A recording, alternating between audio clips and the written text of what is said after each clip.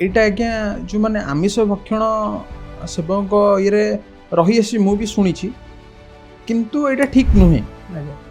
ହଁ, ଏଇଟା କହିପାରିବି କି ମହାପ୍ରଭୁଙ୍କର ଯେତେବେଳେ ଭୋଗ ରାନ୍ଧିବା ପାଇଁ ସୁପକାର ସେବାୟତ ମାନେ ଯାଆନ୍ତି, ପେଟ ଭରିକି ଖାଇକି ଯାଆନ୍ତି। ଯେ କୁହନ୍ତି ଯେ 7ଟା ହଣ୍ଡା ବସାଯାଏ, ଆଉ 7 ମାନେ ସବୁଠୁ ଉପର ହଣ୍ଡା, ସାଇନ୍ସ କହୁଛି କି ତଳ ହଣ୍ଡା ପ୍ରଥମେ ଇଏ ହବା କଥା, ତିଆରି ହବା କଥା, ପ୍ରଥମେ ଉପର। 22 ପାହାଚେ, ଆମର ଯେଉଁ 22 ପାହାଚ ଅଛି ସେଠି ମିନଖ ଥିବ। ତାପରେ ମହାବାତ୍ୟା ମାନେ ପ୍ରଳୟ ଆସିବ, ତାପରେ ନୀଳଚକ୍ର ତେଢ଼ା ହେଇଯିବ, ବାନା ଯାଇ ସମୁଦ୍ରରେ ପଡ଼ିବ। ଜୟ ଜଗନ୍ନାଥ।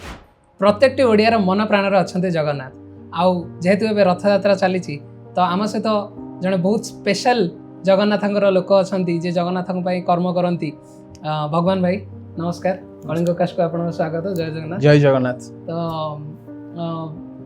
ଯେହେତୁ ଆପଣ ଜଗନ୍ନାଥଙ୍କ ପାଇଁ କର୍ମ କରନ୍ତି, ଜଗନ୍ନାଥଙ୍କ ବହୁତ ନିକଟବର୍ତ୍ତୀ ଲୋକ, ତ ଆପଣ ଜଗନ୍ନାଥଙ୍କ ପାଇଁ କ'ଣ କରନ୍ତି ସେଇଟା ଟିକେ କୁହନ୍ତୁ।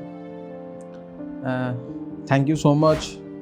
फास्ट मु कलिंग कास्ट को देवी मत आज आपणी थिबारु मु महाप्रभुंकर सुपकार सेवायत आउ महाप्रभुंकर दिनचर्या जहाँ सब भोग लगी थाए, जेपरी गोपाल वल्लभ, सकाळ धूप, भोगमंडप, संध्या मध्याह्न धूप, संध्या धूप, बड़सिंहार भेष, ये सब भोगर जेते प्रकार महाप्रभुंकर 56 भोग 60 पौटी भोग लगी थाए, से भोगर जेतक रंधारंधि महाप्रभु थाए 56 भोग महाप्रभु से काम कर्म आम नियोजित अच्छु। महाप्रभु सुपकार सेवाय आगे तो बहुत जमी लोकंर भिन्न भिन्न ओपिनियन अच्छी या कि जगन्नाथ तांको भक्तों को देखापी रथ यात्रा बाहर को आसती। किए कहती कि जगन्नाथ तांको माउसी माँ पाखक जावाई आसती। तो जो रथ यात्रा हुए, जो भगवान 9 दिन बाहर को आसती, कौन माने तार तात्पर्य कौन अच्छी, कौन पे आसती, आपन को कौन लगे कि रथ यात्रा जो से बाहर रुहती मंदिर रू माने को उद्देश्य रे बाहर को आसती? जगन्नाथ समस्त ओडियार मन प्राण। जमती मनुष्य जीवन रे आमे टिके बुलिबा को जाऊ, खाऊ, मनुष्य जीवन में जहाँ सब दिनचर्या तांकर रही थाए, स्वयं जगन्नाथ मध्य मनुष्य ये चली था। तो तांकर भी बुलिया को मन, तांकर भी खाया को मन, तांकर भी पिया को मन, तांकर भी सब किछि। देन महाप्रभु रत्नवेदी छाड़ी तांको जन्मवेदी को बुलिया को जाती, नवदिनात्मक यात्रा करने पे।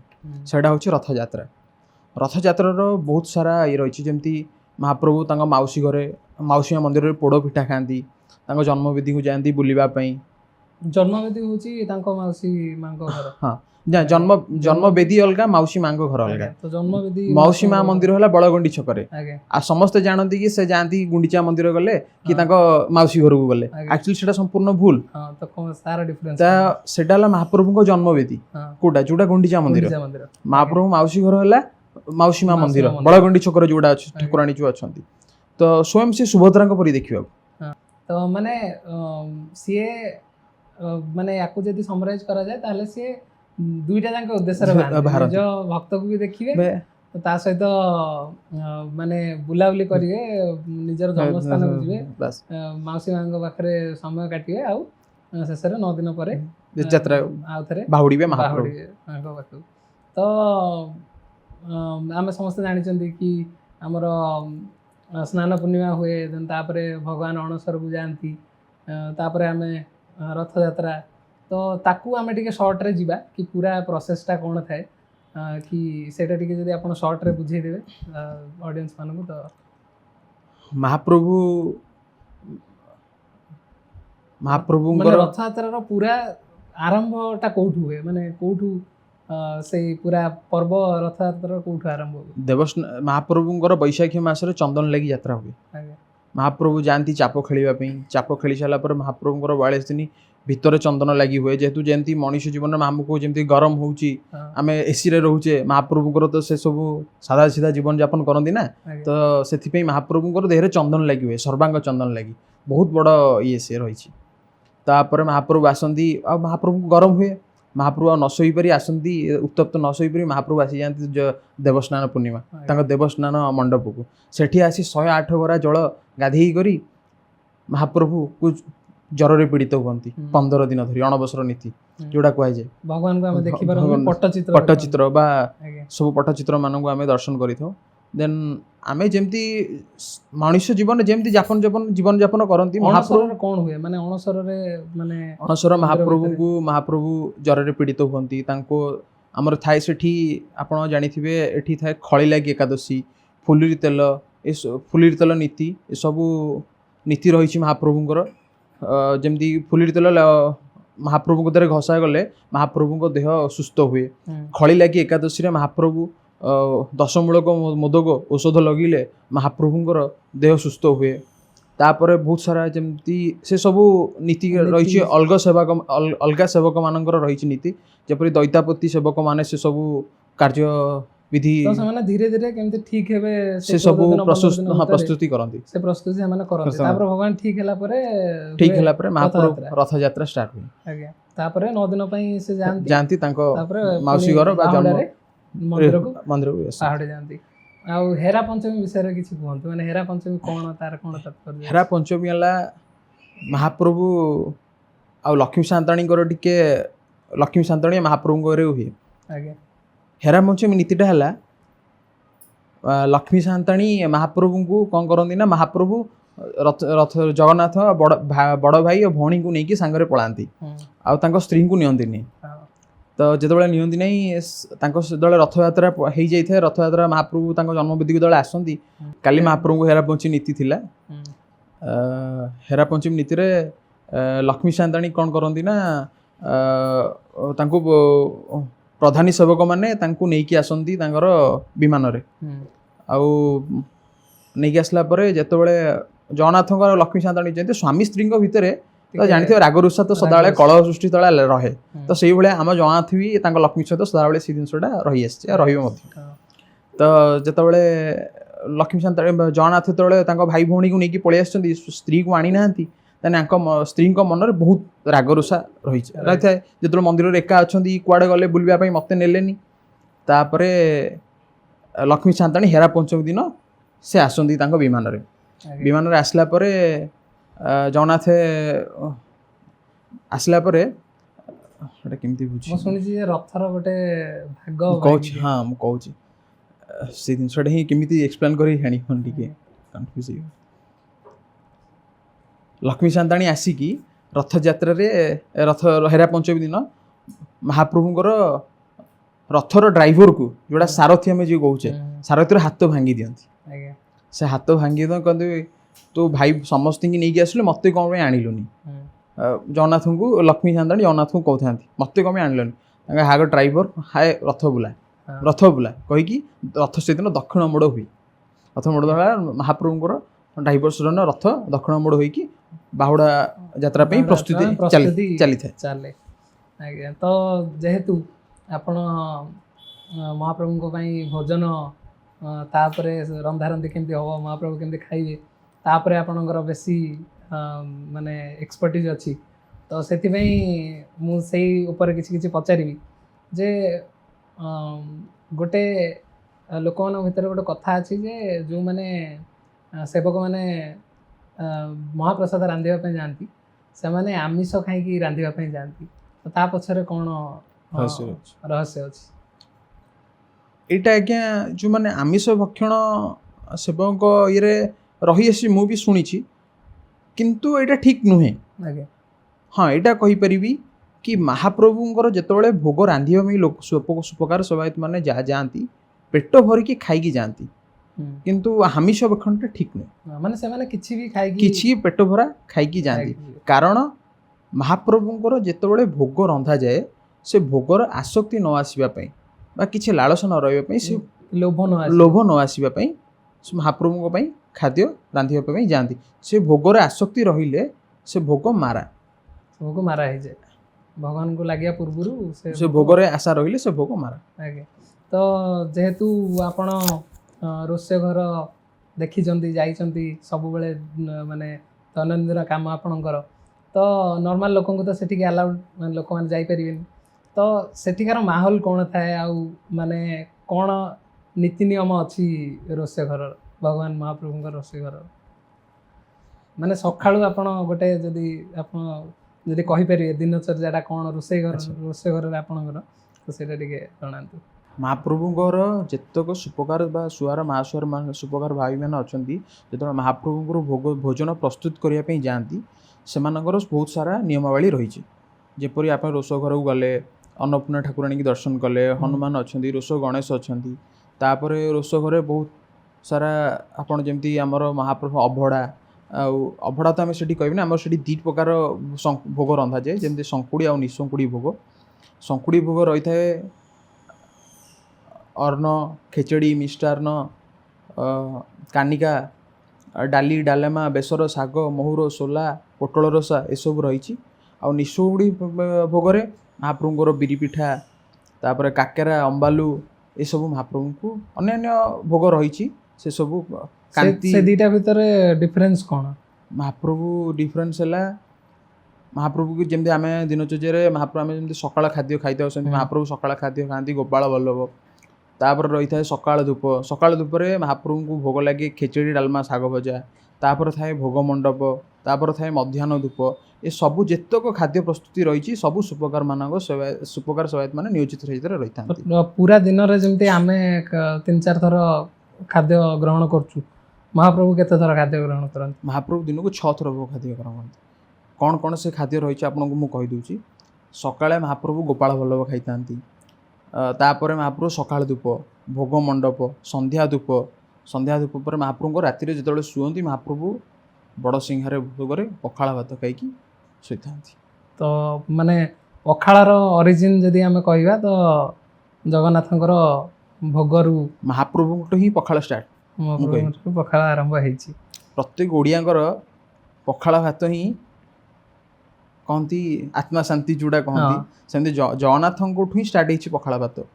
ତ ମହାପ୍ରଭୁ ରାତିରେ ଟିକେ ପଖାଳ ଭାତରେ ଘିଅ ପକେଇଲେ ମହାପ୍ରଭୁ ଖାଆନ୍ତି। କଥାରେ ଅଛି, ପଖାଳ ଭାତରେ ଘି ତ ବୋପା ଖାଇଥିଲା କି। ଦେନ୍ ମହାପ୍ରଭୁ ପଖାଳ ଖାଇଲେ ହିଁ ରାତିରେ ଶୋଇବେ।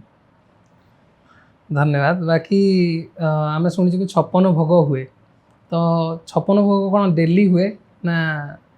ମହାପ୍ରଭୁଙ୍କର ଯେତେକ ପିଠା ଜାତୀୟ ଜିନିଷ ସବୁ 56 ପୌଠି ଭୋଗ, 60 ପୌଠି ଭୋଗ, ଆଉ 56 ଭୋଗର ପ୍ରତ୍ୟେକ ଦିନ ମହାପ୍ରଭୁଙ୍କ ପ୍ରତ୍ୟେକ ଭୋଗରେ ଭୋଗ ଲାଗିଥାଏ। ତ ମାନେ ଡେଲି 56 ଭୋଗ ଅଲଗା ଅଲଗା ରନ୍ଧା ହୁଏ। ତାପରେ ଏବେ ଯେହେତୁ ରଥଯାତ୍ରା ଚାଲିଛି, ଆମର ଅଧରପଣା ଆମେ ଗୋଟେ ଶୁଣିଛୁ, ଯେଉଁଟାକି 3ଟା ବଡ଼ ବଡ଼ ମାନେ ପାତ୍ରରେ ଭଗବାନଙ୍କ ସାମ୍ନାରେ ତାକୁ ପୂଜା କରାଯାଏ ଆଉ ତାକୁ ରଥରୁ ବାହାରକୁ ଢାଳି ଦିଆଯାଏ। ତ ତା ବିଷୟରେ ମାନେ ସେଇଟା କୁହନ୍ତି କି ତାକୁ କେହି ସେବନ କରନ୍ତିନି, ତ ତାର କ'ଣ ମାହାତ୍ମ୍ୟ ଅଛି? ମହାପ୍ରଭୁଙ୍କର ସ୍ୱୟଂ ମହାପ୍ରଭୁ ରଥଯାତ୍ରା ଯେତେବେଳେ ଯାଆନ୍ତି, ବହୁତ ସାରା ଦେବାଦେବୀ, ଚଣ୍ଡୀ ଚାମଡ଼ା ଏସବୁ ମହାପ୍ରଭୁଙ୍କୁ ନେଇକି ଯାଆନ୍ତି, ମହାପ୍ରଭୁଙ୍କ ସହିତ ମଧ୍ୟ ଆସିଥାନ୍ତି। ତ ଯେତେବେଳେ ଆସିଥାନ୍ତି, ଯେତେବେଳେ ମହାପ୍ରଭୁଙ୍କୁ ଯେତେବେଳେ ଫାଷ୍ଟ ହୁଏ ସୁନାବେଶ ପରଦିନ ହୁଏ ଅଧରପଣା ଭୋଗ। ଅଧରପଣା ମହାପ୍ରଭୁଙ୍କର ମାଟି କୁଡ଼ିଆ ଆସେ ଅଧର ଯାଏଁ।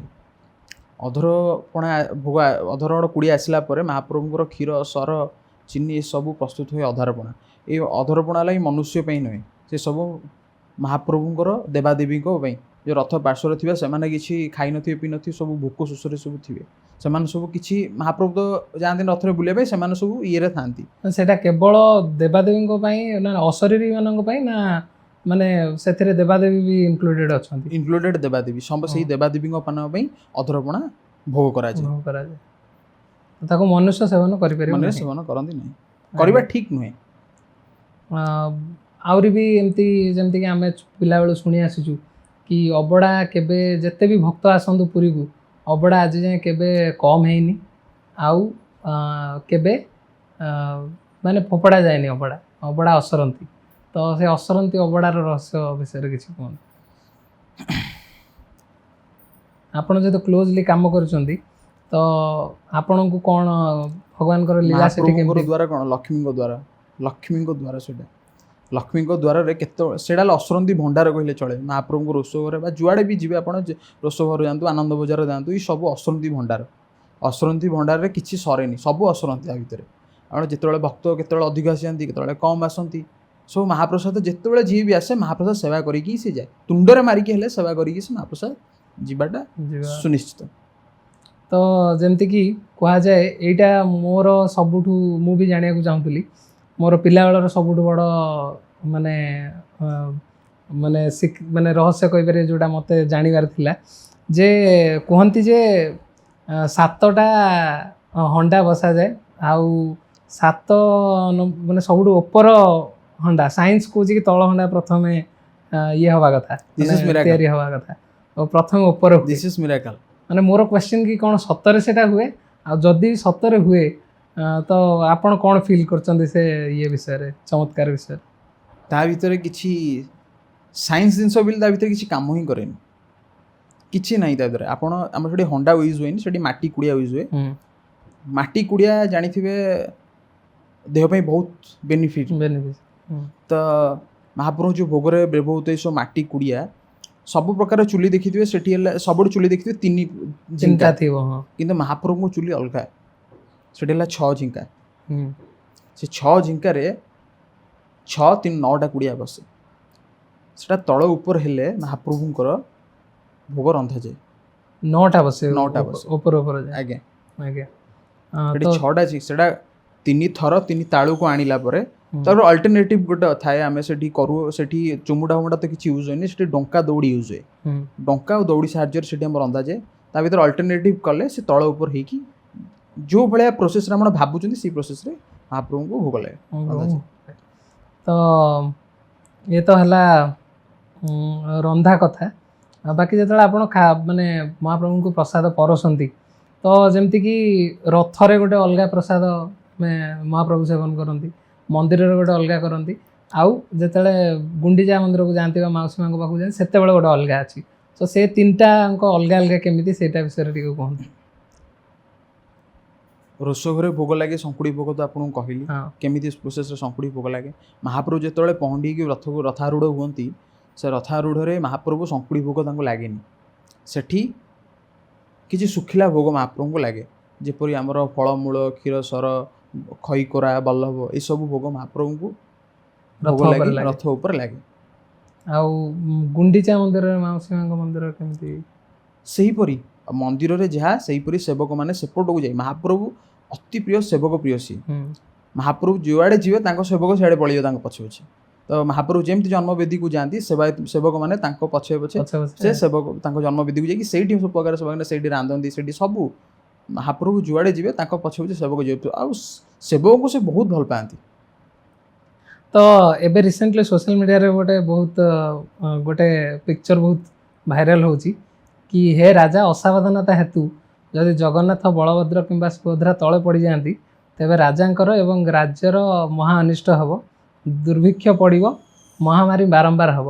ତ ଏଇ ପିକ୍ଚରଟା ଏଇ ଯେଉଁ ବହି କେଉଁ ପୁସ୍ତକରୁ ଆସିଛି ଆଉ ଆପଣ ୟା ବିଷୟରେ କ'ଣ ଭାବନ୍ତି?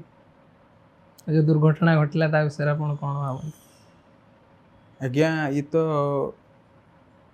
ବିପତ୍ତିରୁ କିଛି ବି କମ୍ ନୁହଁ। ମହାପ୍ରଭୁ ମହାମେରୁ ସିଏ ବଳଭଦ୍ରଙ୍କ ବଡ଼ ଠାକୁରଙ୍କ ବିଷୟରେ ଆମେ ତ କହିବା ଆମ ପାଖରେ ଶବ୍ଦ ହିଁ ନଥାଏ। ସିଏ ହେଲା ଅଚଳ ତାଙ୍କୁ ଆମ ସେବକମାନେ ମାଧ୍ୟମ ସେମାନଙ୍କୁ ତାଙ୍କୁ ପହଣ୍ଡି କି କରିବ ସେ ନିଜେ ପହଣ୍ଡି ହୋଇଯାଆନ୍ତି ନିଜେ ପହଣ୍ଡିକି ଆସନ୍ତି। ଏଇ ଯେଉଁ ଖବର ଆସିଛି ସୋସିଆଲ ମିଡ଼ିଆରେ ଏସବୁ ରାଜା ମହାରାଜା ଏସବୁ ମହାମାରୀ ଆସିବା ଏସବୁ ନୀଳାଦ୍ରି ମହୋଦୟରୁ ଆପଣମାନେ ଦେଖିଥିବେ ନୀଳାଦ୍ରି ମହୋଦୟରେ ତ ଏଇଟା କେତେ ଦୂର ଠିକ୍ କ'ଣ ଏଇଟା ମହାପ୍ରଭୁ ଆପଣ ଜାଣିଥିବେ ଏଇଟା କଳିଯୁଗ ଚାଲିଛି ଏଇଟା କେତେ ଦୂର ଠିକ୍ ତ ମୁଁ ନିଜେ ଜାଣିନାହିଁ କିନ୍ତୁ ଯାହା ଲେଖା ହେଇଛି ତାର ବି ସତ୍ୟତା କେତେ ରହିଛି ଆଗକୁ ଜଣାପଡ଼ିବ। ତ ଯେମିତିକି ମାନେ ରଥଯାତ୍ରା ବେଳେ ଯେଉଁ ଡାହୁକମାନେ ଥାଆନ୍ତି ଯେଉଁମାନେ ଡାକ ମାରୁଥାନ୍ତି ତ ବେଳେବେଳେ ସେଠି ଅଶ୍ଳୀଳ ଭାଷା ବା ମାନେ ଅଶ୍ଳୀଳ ଭାଷା ଅଶ୍ଳୀଳ ବାଣୀର ପ୍ରୟୋଗ କରାଯାଏ। ତ ଯେମିତି ଗୋଟେ ନର୍ମାଲ ସମାଜରେ ଆମେ ଭାବନ୍ତି କି ଅଶ୍ଳୀଳ କଥାଟା ସ୍ଲାଙ୍ଗଟା ହେଉଛି ଗୋଟେ କଥା ଯେଉଁଟାକି ମନୁଷ୍ୟର ମୁଣ୍ଡ ଉପରେ ଗୋଟେ ନେଗେଟିଭ୍ ଇମ୍ପାକ୍ଟ ଗୋଟେ ଥଟ୍ ଉପରେ ନେଗେଟିଭ୍ ଇମ୍ପାକ୍ଟ କ୍ରିଏଟ୍ କରେ। ତ ସେଇଟା ସେ ପରମ୍ପରାଟା କେବେଠୁ ଚାଲି ଆସିଛି କ'ଣ ଏଟା ଅତି ପୁରାତନ ପରମ୍ପରା ଆଉ ତାର ମାହାତ୍ମ୍ୟ କ'ଣ ଅଛି କି କେତେ ଦୂର ସେଇଟା ମାନେ कि ता पछरे किछि तो थिबो जोथि कि सेटा नॉर्मल चिंताधारा ठारू आमर अलगा तो ता विषय टिके दृष्टि दियंतु। जदि जगन्नाथଙ୍କର ଅତି ନିକଟବର୍ତ୍ତୀ ସେବକ ହେଲା ଢାଉକ ସେବକ। ମହାପ୍ରଭୁ ଯେତେବେଳେ ରଥାରୂଢ଼ ହୁଅନ୍ତି, ଯେତେବେଳେ ତାଙ୍କର ଘୋଡ଼ା ବନ୍ଧା ହୁଏ, ଢାଉକ ସେବକମାନେ ତାଙ୍କୁ କିଛି ମହାପ୍ରଭୁଙ୍କ ତ ଅତି ପ୍ରିୟ, ତ ସେମାନେ ମହାପ୍ରଭୁଙ୍କୁ ଯେମିତି ଆମେ କହିଦେଉଛୁ ମହାପ୍ରଭୁଙ୍କୁ ଢାଉକ ସେବକ କି ମହାପ୍ରଭୁଙ୍କୁ କିଛି ବି ଯେଉଁ ଭାଷାର ପ୍ରୟୋଗ ନେଇକି ଡାକିକି ତାଙ୍କୁ ଗେଲରେ ରଥ ଆଗକୁ ଗଡ଼େ। ତ ମାନେ ଆଟମୋସ୍ଫିୟର को ଲାଇଟ୍ କରିବା ପାଇଁ ମାନେ ହାଲକା କରିବା ପାଇଁ ସେ ଶୁଣୁଥାନ୍ତି। ତ ସିଏ ମାନେ ସବୁବେଳେ ଜଗନ୍ନାଥଙ୍କ ପାଇଁ ହିଁ କୁହନ୍ତି ବାସ୍, ସେ ଅନ୍ୟ କୌଣସି ଉପରେ ଟିପ୍ପଣୀ ଦିଅନ୍ତି ନାହିଁ। ସବୁ ସେବକ ହେଲା ମହାପ୍ରଭୁଙ୍କୁ ଅତି ପ୍ରିୟ, ତ ପ୍ରିୟରେ ଯିଏ ଯାହା ଡାକି ପାରିଲା ବହୁତ ବଢ଼ିଆ ଜିନିଷ। ତାପରେ ଯେମିତିକି ରଥଯାତ୍ରାରେ ଆଉ ଗୋଟେ ବହୁତ ବଡ଼ ପ୍ରକ୍ରିୟା ରହିଛି କି ରଥ ସାଲବେଗଙ୍କର ମାନେ ଦ୍ୱାରରେ ଅଟକେ, ମାନେ ତାଙ୍କ ଘର ପାଖରେ ଅଟକେ, ତ ତାର କ'ଣ ମହତ୍ତ୍ୱ ଅଛି? ଆଉ ଯେହେତୁ ଯେମିତିକି ଶ୍ରୀମନ୍ଦିରରେ ଅନ୍ୟ କୌଣସି ଧର୍ମର ଲୋକମାନେ ପଶିପାରିବେ ନାହିଁ, ଏଟାକୁ ମାନେ ବିରୋଧ କରାଯାଇଛି, ତ କେମିତି ଗୋଟେ ଅନ୍ୟ ଧର୍ମର ଲୋକ ଘର ପାଖରେ କାହିଁକି ଭଗବାନ ରଥଯାତ୍ରାରେ ଗଲାବେଳେ ଅଟକି ଯାଆନ୍ତି? ଆପଣ ଜାଣିଥିବେ ଜଗନ୍ନାଥ ହେଲା ଅତି ଭକ୍ତପ୍ରିୟ, ତ କେଉଁ ରୂପରେ କେତେବେଳେ କାହାକୁ ସେ ଦେଖନ୍ତି ଆପଣ ଜାଣିପାରିବେନି। ଆଜି ଦେଖିଥିବେ କୋଭିଡ-19 ସମୟରେ ରଥ ଗଡ଼ୁ ନଥିଲା, ଜଣେ ମୁସଲିମ ଭାଇ ଆମର ରଥ ଗଡ଼ିବା ପାଇଁ ସେ ସୁପ୍ରିମକୋର୍ଟରେ କେସ୍ କରିଥିଲେ। ତ ତାଙ୍କର ସେମିତି ଜାତି ଧର୍ମ ଭିନ୍ନରେ ସେସବୁ କିଛି ତାଙ୍କର ଭିନ୍ନ ନଥାଏ, ସେ ସବୁ ପ୍ରକାର ସବୁରି ଲୋକଙ୍କୁ ସେ ନିଜର ଭାବି ଆପଣେଇ ନିଅନ୍ତି। ତ ତାଙ୍କର ଯେଉଁ ସାଲବେଗଙ୍କର ଷ୍ଟୋରି ଅଛି କି ତାଙ୍କ ପାଇଁ ସେ ମାନେ ଦୁରାରୋଗ୍ୟରୁ ବାହାରିକି ଆସିଥିଲେ, ତ ସେତିକି ତାଙ୍କ ଭାବ ଥିଲା ବୋଲି ସେ ଆଜି ତାଙ୍କ ପାଇଁ ରହିଲେ, ତାଙ୍କ ପାଇଁ ଅଟକି ଯାଉଛନ୍ତି ପ୍ରତିଥର ସେଟା ହୁଏ। ତ ରତ୍ନଭଣ୍ଡାର ବିଷୟରେ ମାନେ ଏଇ ବିଗତ କିଛି ସପ୍ତାହ ହେଲା କାଫି କଥାବାର୍ତ୍ତା ହେଲା ନିର୍ବାଚନ ସମୟରେ, ତ ରତ୍ନଭଣ୍ଡାରର କଣ୍ଟ୍ରୋଭର୍ସିଜକୁ ଯିବାନି, ଆମେ ରତ୍ନଭଣ୍ଡାର ବିଷୟରେ ଆଉ ଟିକେ ଜାଣିବାକୁ ଚେଷ୍ଟା କରିବା କି ମାନେ କିଏ କିଏ ଉପସ୍ଥିତ ରହିଲେ ରତ୍ନଭଣ୍ଡାର ଖୋଲା ଯାଇପାରିବ, କ'ଣ ତାର ବିଧି ଅଛି, ଆଉ ରତ୍ନଭଣ୍ଡାରର କ'ଣ ରହସ୍ୟ ଅଛି କି ମାନେ ରତ୍ନଭଣ୍ଡାରକୁ ଏତେ ଲୋକମାନେ ତା ବିଷୟରେ ଏତେ କ'ଣ ପାଇଁ ଜାଣିବାକୁ ଚେଷ୍ଟା କରନ୍ତି ବା ତାକୁ ମୁଁ କହିବାକୁ ଚାହେଁ କି ରତ୍ନଭଣ୍ଡାର ହେଲା ମହାପ୍ରଭୁଙ୍କର ଆପଣଙ୍କ ଘରେ ଯେମିତି ଆପଣଙ୍କ ଭଣ୍ଡାରରେ ଯେମିତି ସବୁ ଖଜାନା ରଖିଛନ୍ତି, ଖଜାନା ଆମେ ରଖୁଛନ୍ତି, ହଁ ଯେ ଖଜାନା ରଖୁଛନ୍ତି, ତାଙ୍କ ଘରେ ଏତେ ଜାଣିବାଟା ଠିକ୍ ନୁହେଁ। ଆମ ଘରେ ଆମର କେତେ କ'ଣ ରଖିଛେ ସେସବୁ ଜାଣିବାଟା ଠିକ୍ ନୁହେଁ। ତ ସେମିତି ସ୍ୱୟଂ ମହାପ୍ରଭୁ ସିଏ ମାନେ ଜଗତନାଥ ଜଗନ୍ନାଥ, ତାଙ୍କ ରତ୍ନଭଣ୍ଡାରରେ କ'ଣ ରହିଲା କ'ଣ ନାହିଁ ଏସବୁକୁ ନେଇ ଚର୍ଚ୍ଚା କରିବା ଆମ ପାଖରେ ଠିକ୍ ନୁହେଁ, ଆମେ ସେତିକି ଜାଣିବା ଠିକ୍ ନୁହେଁ। ଦେନ୍ ମହାପ୍ରଭୁଙ୍କର ସେମିତି ରତ୍ନଭଣ୍ଡାରରେ ଯେତେବେଳେ ରତ୍ନଭଣ୍ଡାର ଖୋଲାଯାଏ, ଏସବୁ ରତ୍ନଭଣ୍ଡାର ବି ସେବକ ମଧ୍ୟ ଅଲଗା ରହିଛନ୍ତି, ଯେମିତି କୋଠାରୀ ମେକାପ, ଭଣ୍ଡାର ନିକାପ ତାଙ୍କୁ କୁହାଯାଏ। କୋଠାରୀ ନିକାପଟା ଭୁଲ, ଭଣ୍ଡାର ମେକାପ ଆମ ଗଜପତି ରଜା, ଦେଉଳକରଣ, ଚଢ଼ଉକରଣ ଏମାନଙ୍କ ଉପସ୍ଥିତିରେ ମହାପ୍ରଭୁଙ୍କର ରତ୍ନଭଣ୍ଡାର ଖୋଲାଯାଏ। ଧନ୍ୟବାଦ। ତାପରେ ଯେମିତି ଆମେ ସବୁବେଳେ ଏଇ ଜିନିଷଟା ଶୁଣି ଆସିଛୁ କି ଯେମିତି ମାଳିକାରେ ଯେଉଁ ଜଗନ୍ନାଥଙ୍କର ମାଳିକା ହେଲା, ସେଥିରେ ସବୁ ଲେଖା ଅଛି କି 22 ପାହାଚେ, ଆମର ଯେଉଁ 22 ପାହାଚ ଅଛି ସେଠି ମୀନ ଖେଳିବ, ତାପରେ ମହାବାତ୍ୟା ମାନେ ପ୍ରଳୟ ଆସିବ, ତାପରେ ବରଗଛ ଯେଉଁ ବଟବୃକ୍ଷ ଅଛି ସେ ଭାଙ୍ଗିବ, ଯେଉଁଟାକି 2019 ମସିହା ବାତ୍ୟାରେ ବି ସେ ଗଛଟି ଭାଙ୍ଗିଛି, ତାପରେ ନୀଳଚକ୍ର ତେଢ଼ା ହେଇଯିବ, ବାନା ଯାଇ ସମୁଦ୍ରରେ ପଡ଼ିବ, ତ ଏମିତି ବହୁତ ସାରା ଲୋକମାନଙ୍କ ଭିତରେ କଥାବାର୍ତ୍ତା ଅଛି। ତ ଯେମିତି ଲୋକମାନେ କହୁଥିଲେ 2012ରେ ସେଇଟା ହେବ, ପୃଥିବୀ ନଷ୍ଟ ହେବ, ଆଉ କିଛି ଜଣ କହୁଛନ୍ତି କି ମାଳିକା ହିସାବରେ 2025ରେ ମାନେ ପୃଥିବୀ ଧ୍ୱଂସ ହେଇଯିବ। ତ ମାଳିକା ବିଷୟରେ ଆପଣଙ୍କର କ'ଣ ଓପିନିଅନ୍, ଆଉ ଆପଣ କେତେ ଦୂର ତାକୁ ଠିକ୍ ଭାବନ୍ତି? से भविष्यवाणी को आपण केते दूर ठीक भावंती? ମୁଁ ଯେତିକି ଥର ଭବିଷ୍ୟବାଣୀ ଯାହା ଦେଖିଲି ମାଳିକାର, आगे ଇ ତ କଳିଯୁଗ ସ୍ୱୟଂଟା ଭୁଲିଗଲା, କଳିଯୁଗ, ଏଇଟା ତ କଳିଯୁଗ। କଳିଯୁଗରେ ଆମ ମହାପ୍ରଭୁ ହେଲା ବଡ଼ ଦୟାଳୁ। ସେ ପୁରୀବାସୀଙ୍କୁ ଶ୍ରୀକ୍ଷେତ୍ରବାସୀକି ବାସ୍ ଓଡ଼ିଶାବାସୀଙ୍କୁ ମଧ୍ୟ ଏତେ ଇଏରେ ରଖିଛନ୍ତି ଯେ କାହାର କିଛି ଏତେ ବଡ଼ ଆପଣ ଦେଖିବେ ଗୋଟେ ଫନି ହେଲା, କ୍ଷୟକ୍ଷତି ହେଇଛି ଅବଶ୍ୟ କିନ୍ତୁ ବହୁତ କମ୍। ତ ଲୋକ ଆସି ଲୋକଙ୍କର ତାଙ୍କ ଭିତରେ ସେ ଜୀବନଯାପନ କରିପାରୁଥିଲେ। କିନ୍ତୁ ଏଇ ଯେଉଁ ଲେଖିଛନ୍ତି ଆପଣ ଆମ ସମସ୍ତେ କଥା ହେଉଛନ୍ତି କି ଯେଉଁ ଯେମିତି 22 ପାହାଚ ଖେଳିବ ମୀନ ସବୁ ମହାପ୍ରଳୟ ଆସିବ, ମହାପ୍ରଳୟ ଆସିବ, ଏସବୁ ଲେଖା ଅଛି। ତ ସେମିତି କିଛି ତ ପୁରୀ ଉପରେ ଆଫେକ୍ଟ ପଡ଼ିନି, ଦେଖାଯାଉ ଭବିଷ୍ୟରେ କ'ଣ ହେଉଛି। ନା ସେଟାକୁ ଆମକୁ ଭବିଷ୍ୟବାଣୀ ଯାହା ବି ଥାଉ ଆମକୁ ଭଗବାନଙ୍କ ଉପରେ ଛାଡ଼ିଦେବା କଥା। ଏକ୍ଜାକ୍ଟ। ତ ମୁଁ କିଛିଟା ଶେଷ ଆଉ ମିନିଟ୍ ନେବି ଆପଣଙ୍କର ପଚାରିବାରେ, ଯେମିତିକି 4 ଦ୍ୱାର ବିଷୟରେ ବହୁତ ମାନେ ଆଲୋଚନା ହେଇଛି। ତ ଆମେ ସେ ଆଙ୍ଗେଲକୁ ଯିବାନି। 4 ଦ୍ୱାରର ମାନେ କ'ଣ କ'ଣ ନାମ ଅଛି ଆଉ ତାର ମହତ୍ଵ କ'ଣ, ମାନେ କେଉଁ ଦ୍ୱାରର ମହତ୍ଵ କ'ଣ, ସେଇ ବିଷୟରେ ଟିକେ ଆମକୁ ବତାନ୍ତୁ। ମହାପ୍ରଭୁଙ୍କର 4 ଦ୍ୱାର ରହିଛି ମଣିଷ ଜୀବନରେ। ଯେମିତି 4ଟା ଷ୍ଟେଜ୍ ଅଛି, ତ ମନ୍ଦିରର ବି 4ଟା ଦ୍ୱାର ରହିଛି। ଆପଣ ଯେମିତି ସିଂହ ଦ୍ୱାର, ଧର୍ମ ଦ୍ୱାର, ଯେଉଁଥିରେ ଆମେ ସମସ୍ତେ ପ୍ରବେଶ କରନ୍ତି। ଏପଟେ ରହିଲା ଦକ୍ଷିଣ ଦ୍ୱାର। ଦକ୍ଷିଣ ଦ୍ୱାର ହେଲା ଅର୍ଥ ଦ୍ୱାର। ଏଇଟା ହେଲା ଆପଣ ପଶ୍ଚିମ ଦ୍ୱାର ଯିବେ, ଏଇଟା ହେଲା କାମ ଦ୍ୱାର। ଆଉ ହେଲା ଉତ୍ତର ଦ୍ୱାର ହେଲା ମୁଖ୍ୟ ଦ୍ୱାର। ଯେତେବେଳେ ସମସ୍ତ ଭକ୍ତଗଣ ଯେତେବେଳେ ପ୍ରବେଶ କରନ୍ତି ସେଇଟା ହେଲା ସିଂହ ଦ୍ୱାର। ଏପଟେ ଆପଣ ଯଦି ଆମର ଦକ୍ଷିଣ ଦ୍ୱାରରେ ରଜା ରାଜତ୍ୱ, ଯେତେବେଳେ ରଜା ରାଜତ୍ୱୀ ମାନେ ଆସନ୍ତି ସେବେଳେ ଯେଉଁମାନେ ନର୍ମାଲ ଲୋକଙ୍କ ଠାରୁ ଟିକେ ହାଇ ଇଏରେ ଅଛନ୍ତି, ହାଇ ଇଏରେ ନାହିଁ, ସେଇଟା ଆଗ କାଳରୁ ଅତୀତ କାଳରୁ ରହିଆସିଛି ଯେ ରଜା ରାଜତ୍ୱ ଯେଉଁମାନେ ରଜା ରାଜୁଡ଼ା ଲୋକମାନେ ସେଇପଟେ ଦେଇ ପ୍ରବେଶ କରନ୍ତି। ଆଉ ମୁଖ୍ୟ ଆଉ କାମ ଦ୍ୱାର ହେଲା ଯେଉଁମାନଙ୍କର କାମ ଆସନା, କାମ ଭାବନା ସବୁ ଆସେ, ତ ଯେଉଁମାନେ ବ୍ୟବସାୟିକ ଲୋକମାନେ ଥାଆନ୍ତି ସେପଟେ ସବୁ କାମ ଦ୍ୱାର ପଟେ ପ୍ରବେଶ କରନ୍ତି। ମାନେ ଯଦି ସେପଟ ଦ୍ୱାର ଦେଇକି ଆମେ ଯାଉଛନ୍ତି ତ ଆମ ମନରେ କାମ ଭାବନା ଆସିବାର ଚାନ୍ସେସ୍ ବହୁତ ଅଛି। ଯେମିତି ମଣିଷ ଜୀବନରେ କାମ ରହିଛି ତ ସେ ପ୍ରବେଶ ଅଛି। ଆଉ ମୁଖ୍ୟ ଦ୍ୱାର ମାନେ ମୁଖ୍ୟ ଦ୍ୱାର ହେଲା ତ ମୁଖ୍ୟ ଦ୍ୱାରର ଇଏ ରହିଛି ପ୍ରାପ୍ତି, ମୁଖ୍ୟ ପ୍ରାପ୍ତି କରିବ। ସେଟା ସନ୍ଧ୍ୟା 7ଟା ହେଇଗଲେ ସେ ଉତ୍ତର ଦ୍ୱାର ବନ୍ଦ ହେଇଯାଏ। ରାତି ହେଇଗଲେ ଦେଖିବେ ସେ ଦ୍ୱାର ବନ୍ଦ ହେଇଯିବ, ରାତିରେ ସେ ଦ୍ୱାର କେବେ ଖୋଲେ। ବୁଝିଲି।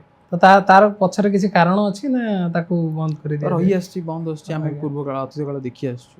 ତ ମାନେ ଯେମିତି ଏବେ ମାନେ 4 ଦ୍ୱାରକୁ ଖୋଲି ଦିଆଯାଇଛି, ତ ତାର ଆଗ କାଳରୁ ଥିଲା 4 ଦ୍ୱାର ଖୋଲା ଥିଲା, କିଛି ଅସୁବିଧା ନାହିଁ। ଏବେ କୋଭିଡ ସମୟରେ କୋଭିଡ ପରେ ବହୁତ ଭକ୍ତମାନେ ଆସୁଛନ୍ତି, ତାଙ୍କୁ କଣ୍ଟ୍ରୋଲ କରିବା ପ୍ରଶାସନିକ ପକ୍ଷରେ ଠିକ୍ ହେଉନି, ମାନେ ଠିକ୍ ସେ କଣ୍ଟ୍ରୋଲ କରିବା ଠିକ୍ ହୁଏନି, ବହୁତ ସାରା ଭକ୍ତ ଆସୁଛନ୍ତି। ତ ସେଥିପାଇଁ ଏସବୁକୁ 2 ଦ୍ୱାରକୁ ଖୋଲା ଦିଆଯାଇ 2 ଦ୍ୱାରକୁ ବନ୍ଦ କରାଇ ଦିଆଯାଇଥିଲା। ତ ଏବେ ପୁଣି 4 ଦ୍ୱାର ଖୋଲିଗଲାଣି। ଦେନ୍ ଚାଲିଛି ମହାପ୍ରଭୁଙ୍କ ଦର୍ଶନ ଠିକ୍ଠାକ୍ ସବୁ ଚାଲିଛି। ଦେନ୍ ଭିତରେ କିଛି ଗହଳି ହେଉଥିଲା, ଦେନ୍ ତାକୁ ପ୍ରଶାସନିକ ଦାୟିତ୍ୱରୁ ସେଇଟା ଠିକ୍ କରାଯିବ ବୋଲି ସେଇଟା ଚାଲିଛି, ତର୍ଜମା ଚାଲିଛି। ଆଜ୍ଞା। ତ ଆଉ 2 ପ୍ରଶ୍ନ ମୁଁ ଆପଣଙ୍କୁ ପଚାରିବି। ଆଉ ଗୋଟେ ପ୍ରଶ୍ନ କି ଏମିତି କିଛି ଜିନିଷ ଯେଉଁଟା କି କେବେ ଲୋକଲୋଚନକୁ ଆସିନି ବା ଆମେ ଏତେ ଜାଣିନାହାନ୍ତି, ବହୁତ କମ୍ ଜଣ ଜାଣିଛନ୍ତି। ଆପଣ ମହାପ୍ରଭୁଙ୍କ ଜାଗାରେ ରହୁଛନ୍ତି ପୁରୀ, ତାପରେ ଆହୁରି ଗୋଟେ ବଡ଼ କଥା ଯେ ଆପଣ ମହାପ୍ରଭୁଙ୍କର କର୍ମ କରୁଛନ୍ତି, ତାଙ୍କ ପାଖକୁ ଯାଉଛନ୍ତି, ଆପଣଙ୍କ ରନ୍ଧା ଖାଇବା ମହାପ୍ରଭୁ ଖାଉଛନ୍ତି। ତ ଯେହେତୁ ମହାପ୍ରଭୁଙ୍କ ଏତେ ପାଖରେ ଅଛନ୍ତି, ତ ତାଙ୍କର ଆହୁରି ବି ବହୁତ ସାରା କଥା ଆପଣ ଜାଣିଥିବେ। ତ ଏମିତି କିଛି କଥା ଯେଉଁଟା ଆପଣଙ୍କୁ ଲାଗେ କି ଲୋକମାନଙ୍କୁ ଜାଣିବା କଥା ବା ସେଇଟା ଅଛପା, ଯେଉଁଟା ଲୋକମାନେ ଜାଣିନାହାନ୍ତି, ଯେ ଆପଣ ଯଦି ଆମ ଦର୍ଶକମାନଙ୍କୁ କିଛି କହିବାକୁ ଚାହିଁବେ। ମହାପ୍ରଭୁଙ୍କର ବହୁତ ସାରା ଅନୁଭୂତି ମୋ ପାଖରେ ରହିଛି। ଆପଣ ଜାଣିଥିବେ ଯେତେବେଳେ ସୁପକାର ସେବାୟତ ମାନେ ରନ୍ଧାରନ୍ଧିରେ କାମରେ ନିୟୋଜିତ ହୁଅନ୍ତି, ତାଙ୍କ ହାତରେ ଘିଅ ପଡ଼ିଯାଏ, ଫୁଟକା ହେଇଯାଏ। ମହାପ୍ରଭୁଙ୍କୁ ସେ ଗୋଟେ କ'ଣ କହିଲେ, ମହାପ୍ରଭୁଙ୍କୁ ଗୋଟେ ଆମେ ଯେମିତି କହୁନେ ଗୋଟେ ଅର୍ଣ୍ଣାମେଣ୍ଟସ୍ କହିଲେ, ଆମ ଦେହରେ ଗୋଟେ ଯଦି ଆମେ ଗୋଟେ ସୁନାଟେ ଗୋଟେ ପିନ୍ଧୁଛେ, ନା ସେଇଟା ଗୋଟେ ଅର୍ଣ୍ଣାମେଣ୍ଟସ୍। ଯେତେବେଳେ ଆମ ମହାପ୍ରଭୁ ଆମ ଦେହରେ ଗୋଟେ ଫୋଟକା କିଛି ହେଇଯାଏ, ଦେହରେ ଗୋଟେ ରାନ୍ଧାରାନ୍ଧି କଲାବେଳେ କିଛି ଗୋଟେ ଫୋଟକା ଅବଶ୍ୟ ହେଇଯାଏ, ସେଇଟା ଆମର ସେଇଟା ଗୋଟେ ଗହଣା ହିସାବରେ ଆମେ ତାକୁ ଗ୍ରହଣ କରନ୍ତି। ସେଇଟା ହେଲା ଆମର ଗୋଟେ ଅର୍ଣ୍ଣାମେଣ୍ଟସ୍, କିଛି ଗୋଟେ ଫୋଟକା ଯଦି ମୋ ସୁଆର ଭାଇଙ୍କ ଦ୍ୱାରା ହେଇଗଲା, ସେଇଟା ମହାପ୍ରଭୁ ଦେଇଛନ୍ତି ଗୋଟେ ଗହଣା, ତାକୁ ଏଇ ହିସାବରେ ଆମେ ଗ୍ରହଣ କରୁ। ଜୀବନରେ ଏମିତି କିଛି ଗୋଟେ ଅନୁଭୂତି ଯୋଉଟା ଆପଣଙ୍କୁ ଲାଗିଛି କି ମାନେ ଏଇଟା ମୁଁ ଏଠୁ ବାହାରିକି ଆସିପାରିନଥାନ୍ତି, ଭଗବାନ ମୋ ସାଙ୍ଗରେ ଅଛନ୍ତି ବୋଲି? ବହୁତ ସାରା ହେଇଛି ଗୋଟେ ଯୋଉଟା ଆପଣ ସେୟାର କରିବାକୁ ଚାହିଁବେ, ଲାଇଫ୍ ଚେଞ୍ଜିଂ ଟର୍ଣ୍ଣିଂ ପଏଣ୍ଟ ଯୋଉଟା ଲାଇଫ୍ର, ଯୋଉଟା ଆପଣ କମ୍ଫର୍ଟେବଲ ସେୟାର କରିବା ପାଇଁ? ମୁଁ ରୋଷେଇ ଘର ମଧ୍ୟରେ ମୁଁ ବହୁତ ସାରା, ଆପଣ ଜାଣିଥିବେ ମୁଁ ମୋର ମନ୍ଦିରରେ ମୁଁ ବରାଦି ଭୋଗ ବହୁତ ରାନ୍ଧେ। ଏମିତି ଗୋଟେ ଦିନ ହେଇଛି, ମୁଁ ବହୁତ ସାରା ଅର୍ଡ଼ର ରଖିଛି, ବହୁତ ସାରା ଅର୍ଡ଼ର, ମୋ ପାଖରେ କେହି ନାହାନ୍ତି, ମେମ୍ବର୍ସ ମାନେ କେହି ନାହାନ୍ତି, ମୋ ପାଖରେ ଲୋକ ନାହାନ୍ତି ରନ୍ଧାରନ୍ଧି କରିବା ପାଇଁ, ମୁଁ ଏକା ପଡ଼ିଯାଇଛି। ଦେନ୍ ମୁଁ ମହାପ୍ରଭୁଙ୍କୁ ଡାକୁଥାଏ, ଦକ୍ଷିଣକାଳୀଙ୍କୁ ଡାକୁଥାଏ କି ମହାପ୍ରଭୁ ଏଇ ସବୁ ଭୋଗ ରଖିଲେ, ମାନେ ଆପଣ ମୋତେ ଦେଇଛନ୍ତି ରାନ୍ଧିବା ପାଇଁ, ଆପଣ କେମିତି ରାନ୍ଧିବେ ମୁଁ ଜାଣିନି, ୟାର କିଛି ବି ଜାଣିନି, ମୁଁ କିଛି ଜାଣିନି, ମୁଁ ଆପଣଙ୍କ ପାଖରେ ସମର୍ପିତ। ମୁଁ ଜାଣିପାରିଲିନି ସେଦିନ ମହାପ୍ରଭୁଙ୍କର ଭୋଗ ରନ୍ଧା ହେଲା କେମିତି, ସେ ଛେକ ଗଲା କେମିତି, ମାନେ ଏତେ ସୁନ୍ଦର ଭାବରେ ସେ ହେଇଗଲା। ମୁଁ ଯେତିକି ଟେନସନ୍ ରାତିରେ ନେଇଥିଲି, ତା ସକାଳେ ସେ ଏତେ ସୁନ୍ଦର ଭାବରେ ସେ ହେଇଗଲା, ମୁଁ ବିଶ୍ୱାସ ବି କରିପାରିଲିନି। ମୁଁ କହିଲି ସତରେ ମହାପ୍ରଭୁ ତମ ନୀଳା ଅପୂର୍ଣ୍ଣ। ତ ବାକି ଆଉ ଗୋଟେ ଆପଣଙ୍କୁ ମୁଁ ଏଇ କ୍ୱେଶ୍ଚିନ୍ଟା ସବୁବେଳେ ମୋର ପ୍ରତ୍ୟେକ ଗେଷ୍ଟ ମହୋଦୟମାନଙ୍କୁ ପଚାରେ, ଆପଣଙ୍କୁ ବି ପଚାରିବି। ତ ଯେପରିକି ଟିକେ ଟ୍ୱିଷ୍ଟ କରିକି ପଚାରିବି ଯେ ଯେହେତୁ ଆମେ ଓଡ଼ିଆ, ଜଗନ୍ନାଥ ହେଉଛନ୍ତି ଆମ ଭଗବାନ, ଜଗତର ନାଥ, କିନ୍ତୁ ଆମେ ଯେହେତୁ ଆମେ ଟିକେ ବେଶୀ ହକ୍ ଜତାଉ ଭଗବାନ, ପ୍ରତ୍ୟେକ ଓଡ଼ିଆଙ୍କର ସେଟା ରହେ, ପ୍ରତ୍ୟେକ ଓଡ଼ିଆଙ୍କର ସେଟା ହକ୍ ହିଁ ରୁହେ କି ପ୍ରଭୁ ଆମର।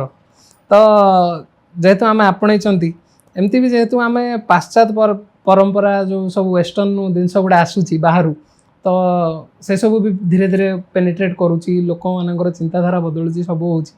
ତ ଆମର ଯଦି ଆମ ଜଗନ୍ନାଥ ଧର୍ମ ହେଇଗଲା, ଓଡ଼ିଆ ପରମ୍ପରା ହେଇଗଲା, ୟାକୁ ଯଦି ଆମେ ଅକ୍ଷୁର୍ଣ୍ଣ ରଖିବାକୁ ଚାହୁଁଛନ୍ତି, ତ ୟା ପାଇଁ ଆପଣ କ'ଣ କହିବେ? ଆଉ ପୁରୀ ଜଗନ୍ନାଥ ପରମ୍ପରା, ତାର ସଂସ୍କୃତି, ୟାକୁ ଆମେ କେମିତି ଅକ୍ଷୁର୍ଣ୍ଣ ରଖିବା, ତାପରେ ଆମେ କ'ଣ କହିବେ? ଆପଣ ଜାଣିଥିବେ ପୁରୀରେ ବହୁତ ସାରା ନୀତି ନିୟମ ରହିଛି, ଆଜ୍ଞା, ଆଉ ବହୁତ ସାରା ପର୍ବପର୍ବାଣୀ, ଆମ କଲଚର ବିଷୟରେ ଜାଣିବାକୁ ହେଲେ ଆପଣଙ୍କୁ ବର୍ଷ ବର୍ଷ ଲାଗିଯିବ ପଛେ, ମହାପ୍ରଭୁଙ୍କର ତାଙ୍କର ରହସ୍ୟ, ତାଙ୍କର ବା ତାଙ୍କ ନୀଳା, ଆମର ଯେଉଁ ପୁରୀର ସବୁ ରହିଛି କଲଚର, ଏସବୁ ଜାଣିବା ବହୁତ କଷ୍ଟକର। ବହୁତ ବଡ଼ ବଡ଼ ଜ୍ଞାନୀ ବିଶେଷଜ୍ଞମାନେ ଆସିଛନ୍ତି, ପୁରୀ ଉପରେ ରିସର୍ଚ୍ଚ କରନ୍ତି। ତ ତାକୁ ସେ ସଦାବେଳେ ଯେତେ ରିସର୍ଚ୍ଚ କରନ୍ତି ସେତେ, ଏମିତି ବା ଶ୍ରୀକ୍ଷେତ୍ରରେ ଗୋଟେ ଗୋଟେ ଡଷ୍ଟରେ ମଧ୍ୟ ବହୁତ ସାରା କ'ଣ କହିଲେ କାହାଣୀ ଅଛି। ଦେନ୍ ଶ୍ରୀକ୍ଷେତ୍ର ଗୋଟେ ଅଲଗା ପ୍ରକାରର ଜାଗା। ତ ମହାପ୍ରଭୁ ଜଗନ୍ନାଥ ଯେମିତି, ଆରେ କୁଆଡ଼େ ଆସୁଛୁ, କେଉଁଠି ଆସୁଛୁ କି ରେ, ନା ପୁରୀ, ତାହେଲେ କାଳିଆ ଠାକୁର ପାଖରୁ ଯାଇଛି ଆଉ। ଦେନ୍ ସେ ଯେତେବେଳେ ଗୋଟେ ତାର ଗୋଟେ ନେଗେଟିଭ, ତାର ଗୋଟେ ପଜିଟିଭ୍ ଥିଙ୍ଗ ପଳେଇ ଆସେ କି ସେ ଯେତେବେଳେ ପୁରୀରୁ ଆସିଛି, ଏଇ ମହାପ୍ରଭୁଙ୍କର କିଛି ନା କିଛି ଗୋଟେ ହେଇଥିବ। ପୁରୀବାସୀ ହିଁ ହେଉଛି ଜଗନ୍ନାଥଙ୍କୁ ବି ସେବକ, ଖାଲି ସେବକ ନୁହେଁ, ସେବାୟତ ଖାଲି ସେବକ ନୁହେଁ, ପୁରୀବାସୀ ବି ଜଗନ୍ନାଥଙ୍କ ସେବା କରନ୍ତି। ଦେନ୍ ତମେ ଗୋଟେ ବାହାର ଜାଗା କୁଆଡ଼େ ବୁଲିବାକୁ ଯାଇଛ, କ'ଣ କରିଛ, କି ଗୋଟେ ପଚାରିଦେଲା ଆପଣ କେଉଁଠି ଆସିଛନ୍ତି, ସିଏ କ'ଣ କହିବ, ଆମେ ପୁରୀରୁ ଆସିଛୁ। ନା ଇଏ ତ ଜଗତର କାଳିଆ ଲୋକ, ଇଏ ଆପଣ ତ କାଳିଆ ଲୋକ, ସେଇ କହି ଗୋଟେ ହକ୍ କରିଦିଏ। ତ ସେ ଗୋଟେ ଥାଏ, ଗୋଟେ ଡିଭିନିଟି ଥାଏ ତା ଭିତରେ। ପୁରୀ ମାନେ ମୁଁ ଆପଣଙ୍କୁ ଗୋଟେ ନିଜର ପର୍ସନାଲ କଥା ସେୟାର କରିବି, ଯେତେବେଳେ ମନ ବହୁତ ଅସ୍ଥିର ହୁଏ, ଆମେ ଆଖି ବନ୍ଦ କରିକି ପୁରୀ ଚାଲୁ, ଜଗାଙ୍କୁ ଦେଖିବୁ, ସମୁଦ୍ରରେ କିଛି ସମୟ କଟିବ, ତ ଯେଉଁ ଅଶାନ୍ତ ମନ ଅଛି ସିଏ ଶାନ୍ତ ହେବ। ତ ଏଇ କଥାବାର୍ତ୍ତା, ଆପଣଙ୍କ ସହିତ କଥାବାର୍ତ୍ତା, ଆଉ ବହୁତ ସାରା ଯେଉଁ ଯେତିକି ଆମେ କଥା ହେଲେ, ଯେତିକି ରହସ୍ୟ ବିଷୟରେ ଆମେ ଚର୍ଚ୍ଚା କଲେ, ମୋ ପାଇଁ ବହୁତ ସ୍ପେଶାଲ ଏଇ କଥାବାର୍ତ୍ତାଟା ଆମ ଦୁଇ ଜଣ ଭିତରେ। ଧନ୍ୟବାଦ ଭାଇ। ଆଉ ଗୋଟେ ଶେଷ କ୍ୱେଶ୍ଚିନ୍ ମୁଁ ଆପଣଙ୍କୁ ପଚାରିବି କି ଯେତିକି ମୋର ଆମର ଏଇ ଯେଉଁ ପଡ଼କାଷ୍ଟ ଷ୍ଟାର୍ଟ କରିବା ପଛରେ ଆମର ଉଦ୍ଦେଶ୍ୟ ଏହା ଥିଲା, ଯେତିକି 5 କୋଟି ଓଡ଼ିଆ ଅଛନ୍ତି ସେମାନଙ୍କର ଲାଇଫ୍ ବେଟର୍ ହେଉ, ଆଉ ସେମାନେ ନିଜ ଜୀବନରେ ଆଗକୁ ବଢ଼ନ୍ତୁ। ତ ଆପଣ କ'ଣ ଗୋଟେ गोटे लाइफ लेसन बा गोटे मंत्र जोटा देबाकू चाहिए जोटा कि जदि आपन लगे कि आपन लाइफ रे से जिनसटा अप्लाई करिकी से जिनसटा आपन लाइफ रे बहुत बड़ चेंजेस होईची तो अन्य माने भी सेटा जदि निज जीवन रे लगौचंदे तो तांकर भी लाइफ रे बहुत किसी चेंजेस आसीबो। सदाबेले निज कर्म करंतु निज कर्म रे व्यस्त रहंतु समय समय केतବେଳେ ରହିବ ନାହିଁ ରହିନି ମଧ୍ୟ समय କେତେବେଳେ କାହାକୁ ଅପେକ୍ଷା କରେନି ତ ଯେତେବେଳେ ଯେକୌଣସି କର୍ମ ହଉ କିଛି କର୍ମ କେତେବେଳେ ଛୋଟ ବଡ଼ ନଥାଏ ତ ଯେକୌଣସି କର୍ମ କରୁଛନ୍ତି ସେତେବେଳେ କର୍ମ ପଥରେ ଆଗେଇ ରୁହନ୍ତୁ। ତ ବହୁତ ଖୁସି ଲାଗିଲା ଏଇ କ୍ୱେଶ୍ଚିନ୍ଟା କି ମୋ ଲାଇଫ୍ରେ ବି ଆଜି ଏଇଟା ଗୋଟେ ଟର୍ଣ୍ଣିଂ ପଏଣ୍ଟ ରହିଲା କି ଆପଣ ତ ମୋତେ ଏତେ ସୁନ୍ଦର କ୍ୱେଶ୍ଚିନ୍ ପଚାରିଲେ ମୋ ଲାଇଫ୍ରେ ବି ଏଇଟା ଗୋଟେ ମୋର ଟର୍ଣ୍ଣିଂ ପଏଣ୍ଟ କି ମୋତେ ବି କହିବାକୁ ମୌକା ମିଳିଲା କି ଲୋକଙ୍କୁ କିଛି ଲାଇଫ୍ ଲେସନ୍ ଦେବା ପାଇଁ। ତ ବହୁତ ଖୁସି ଲାଗିଲା ନିଜ କର୍ମର ସଦାବେଳେ ଇଏ ରୁହନ୍ତୁ ବ୍ୟକ୍ତି ରୁହନ୍ତୁ ନିଜର କରନ୍ତୁ ସମୟ କାହାକୁ ଅପେକ୍ଷା କରିନି ମଧ୍ୟ ଯଦି ଆପଣ ଠିକ୍ କର୍ମ କରୁଛନ୍ତି ଦେନ୍ ସମସ୍ତେ ସୁଖରେ ରହିପାରିବେ। ମୋର ଏଇଟା ଇଏ ସେଥିପାଇଁ କଥାରେ ଅଛି ସର୍ବେ ଭବନ୍ତୁ ସୁଖିନା ସର୍ବେ ସନ୍ତୁ ନୀଳାମୟା ସର୍ବେ ଭଦ୍ରାଣୀ ପଶ୍ୟନ୍ତୁ ମା ଦୁଃଖ ବା ଭବେ। आ गोटे धन्यवाद भाई बहुत बहुत धन्यवाद। आ गोटे व्यक्तिगत प्रश्न कि जेहेतु माने मु भी आपणकर सोशल मीडिया रे आपणक सहित काफ़ी समय आपण सहित कनेक्टेड अच्छी आपण पाखरे से सुजोग थिला कि आपण पुरी रु बाहर को जाए पाठ पढ़ी था चाकरी करि पार थांते गोटे नॉर्मल लाइफ माने गोटे आडम्बर जीवन आपण जीवन यापन करि पारि थांते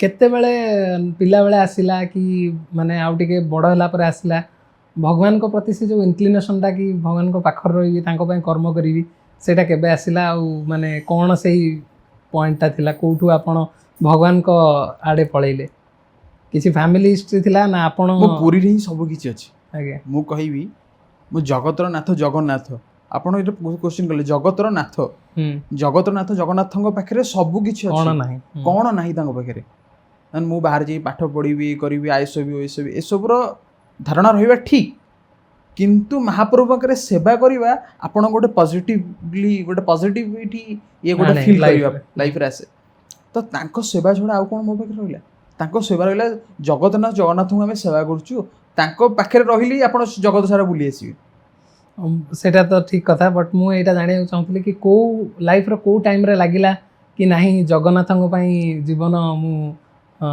जो मोर कर्म मो जीवन जगन्नाथଙ୍କ महाप्रभु मते किछि देना तांकर गोटे छोटो सेवा दैछंती से सेवा को मु ठीक से केमती महाप्रभु को आगे नेबी से जिनस जेंतु महाप्रभु मते दैछंती महाप्रभु सुपकार सेवा जेमती दैछंती मते तांकर तो तांकर छोटो से जो सेवा छोटो नय बस सेवा तो बहुत माने ये रही ऊपर रही तो से सेवा को केमती मु आगे नेबी कौन करी मु आज की 8 वर्ष होला मु स्वर नियोजित अच्छी बाबा तो बहुत पुराना तो से नियोजित रे मु बहुत सारा जिनस मो महाप्रभु सहित शेयर करी चलछि शेयर करी मध्य आउ तांको सहित कनेक्टेड मु बहुत। तो विदाय ना पूर्व भगवान भाई गोटे छोट उपहार आम कलिंग कास्ट टीम तरफ बहुत बहुत धन्यवाद सारांश को मु देवी आउ एते सुंदर क्वेश्चन मो से रखी ये सब जो हैम्पर अच्छी बहुत बहुत धन्यवाद तुम कलिंग कास्ट भी बहुत धन्यवाद एमती आगू को बढ़ी चलतु आगू को जातु जगन्नाथ आशीर्वाद सदा रही। थैंक यू भाई जय जगन्नाथ।